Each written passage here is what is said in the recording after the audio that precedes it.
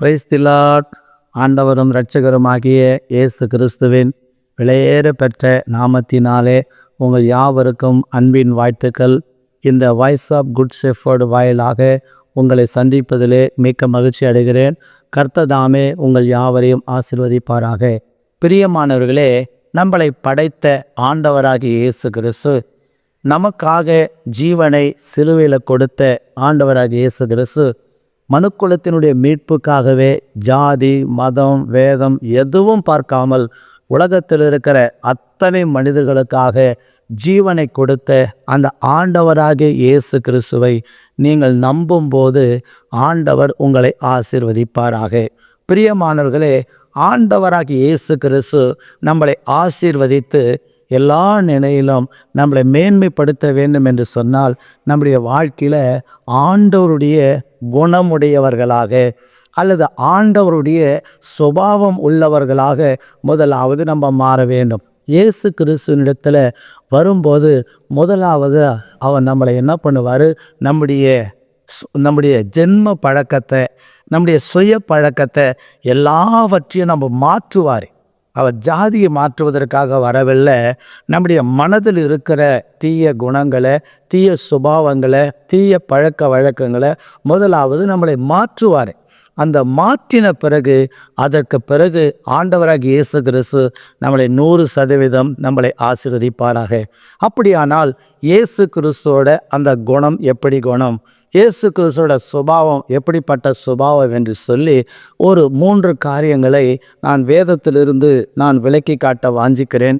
கர்த்தர் யாவரையும் ஆசீர்வதிப்பாராக. மத்தேயு எழுதின அந்த சுவிசேஷ புஸ்தகம் 5வது அதிகாரத்திலே ஸ்தோத்திரம், அங்கே சொல்லப்பட்டிருக்கிற 37வது வசனம், உள்ளதை உள்ளதென்றும் இல்லதை இல்லதென்றும் சொல்லுங்கள், இதற்கு மிஞ்சினது தீமையினால் உண்டாயிருக்கும் என்று வேதம் சொல்லுகிறது. பிரியமானவர்களே, இயேசு கிறிஸ்துவோட முதல் சுபாவமே, நீங்கள் இயேசு கிறிஸ்துவை ஏற்றுக்கொண்டு அவரை பின்பற்றுகிறீர்கள் என்பதற்கு அடையாளமே என்ன தெரியுமா? உள்ளதை உள்ளதென்றும் இல்லாததை இல்லதென்றும் சொல்ல வேண்டும். அப்படியானால் நீங்கள் ஒரு தவறு செய்துவிட்டால், ஆம் தவறு செய்துவிட்டேன், இந்த வழியை போனீங்களா? ஆமாம் போனேன், ஆமாம் இது செய்தேன் என்று சொல்லி உங்கள் உள்ளதில் உள்ளது என்று நீங்கள் சொல்ல கற்றுக்கணும். இது இயேசு கிறிஸ்துவோட சுபாவமாக இருக்கிறது. இன்றைக்கி நிறைய பேர் செய்கிற ஒரு பெருந்தவறு என்ன தெரியுமா? ஆண்டவரை பின்பற்றுகிறேன் என்று சொல்லுவார்கள், ஆனால் உள்ளத்தில் ஒன்று வைத்துக்கொண்டு வெளியே ஒன்று சோத்திரம் நடப்பார்கள். இதுதான் ஆண்டவராகிய இயேசு கிறிஸ்து வெறுக்கிற குணமாக இருக்கிறது. பிரியமானவர்களை, இப்படிப்பட்டவர்களை தான் கர்த்தர் சொல்றார், வெள்ளை அடிக்கப்பட்ட கல்லறை என்று சொல்லி. ஏன்னா அவன் உள்ள ஒன்று வச்சுக்குவாங்க, வெளியே ஒன்று சொல்லுவாங்க. கிறிஸ்தவர்கள் அப்படி இருக்கக்கூடாது. ஒருவேளை அப்படி இருப்பீர்கள் என்று சொன்னால் உங்களுக்கு இப்போ அது நல்லதாக தெரியும். ஆனால் நியாய தீர்ப்பு நாளிலே இதற்கெல்லாம் நீங்கள் என்ன பண்ண வேண்டும்? கணக்கு கொடுக்க வேண்டும். கிறிஸ்தவர்களுக்கு நான் சொல்லுகிற ஒரு காரியம், இந்த பூமியில் ஒரு குறிப்பிட்ட காலம்தான் வாழப்போகிறோம். இதுக்கு பிறகு நித்திய காலமாக பரலோக ராஜ்யம் உண்டு. இதை நினைவில் கொள்ளுங்கள். ஒவ்வொரு கிறிஸ்தவர்களுக்கும் நியாய தீர்ப்பு உண்டு என்பதை நினைவு கொள்ளுங்கள். ஒவ்வொருவரும் கடவுளுக்கு முன்னாடி போய் நிற்க வேண்டும் என்பதை நினைவில் கொள்ளுங்கள். இந்த உலகத்தில் இப்படி ஒரு நாளாக வாழலாம் என்று சொல்லி நினைக்காதீர்கள். நீங்கள் பேசுகிற, நீங்கள் செய்கிற, நீங்கள் செயல்படுகிற ஒவ்வொரு காரியமும் ஜீவ புஸ்தகத்திலே, ஞாபக புஸ்தகத்திலே அங்கே சோதனை என்ன பண்ணப்படுகிறது? ரெக்கார்டாகி கொண்டு இருக்கிறது. அதனால் ஒருவரும் தப்பிக்க முடியாது.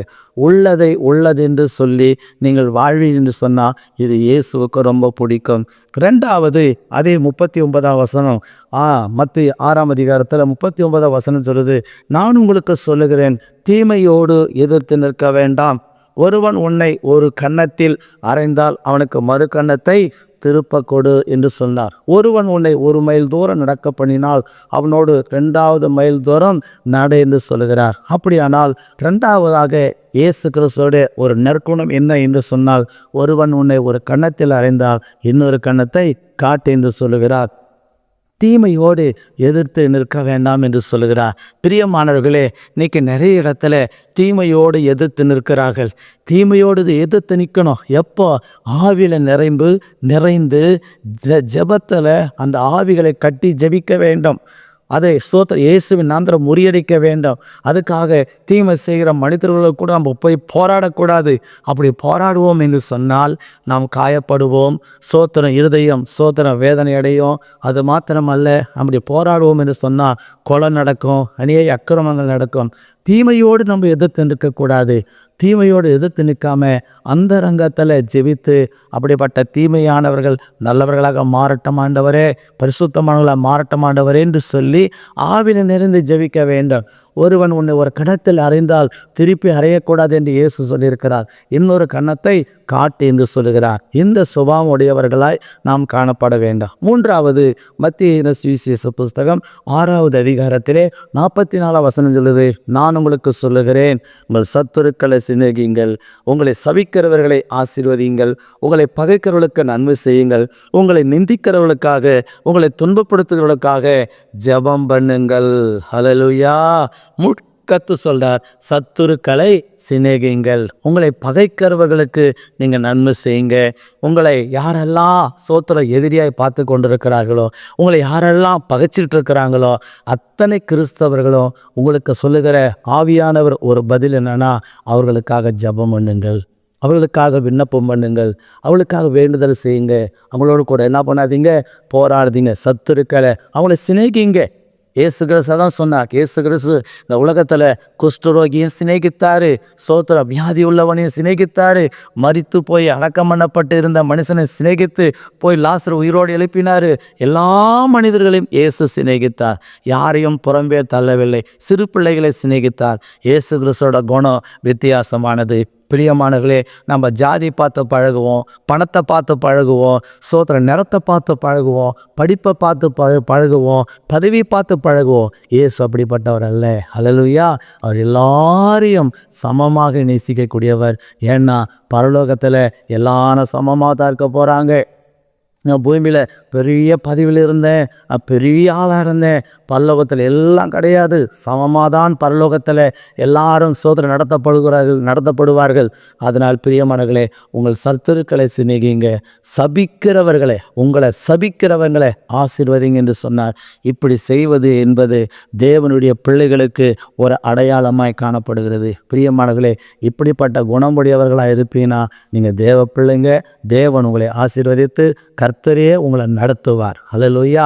3 காரியம் சொன்னேன். முதல் காரியம் உள்ளதென்று சொல்லுங்க. 2வது ஒரு காரியம் சொன்னேன், தீமையோடு எதிர்த்து நிற்காத. ஒருவன் ஒரு கன்னத்தில் அறிஞ்சா இன்னொரு கன்னத்தை காட்டு. 3வது கர்த்தர் சொல்றாரு, சத்துருக்களை சிநேகி. இப்படி நீங்கள் செய்வதால் தேவனுடைய பிள்ளைகளாக இருப்பீர்கள், அவருடைய புத்திரராக இருப்பீர்கள். எவ்வளோ பாக்கியம் பார்த்தீங்களா? ஹல்லேலூயா. அதுக்குத்தான் இதை பின்பற்ற சொன்னார். நீங்களும் பின்பற்றுங்கள். கர்த்தர் உங்களை ஆசீர்வதிப்பாரால். ஏசப்பா, கேட்ட இந்த சத்தியத்துக்காக நன்றி செலுத்துகிறேன். கேட்ட சத்தியத்தின்படி இதை கேட்குற ஜனங்கள் ஒப்பு கொடுத்து வாழ உதவி செய்.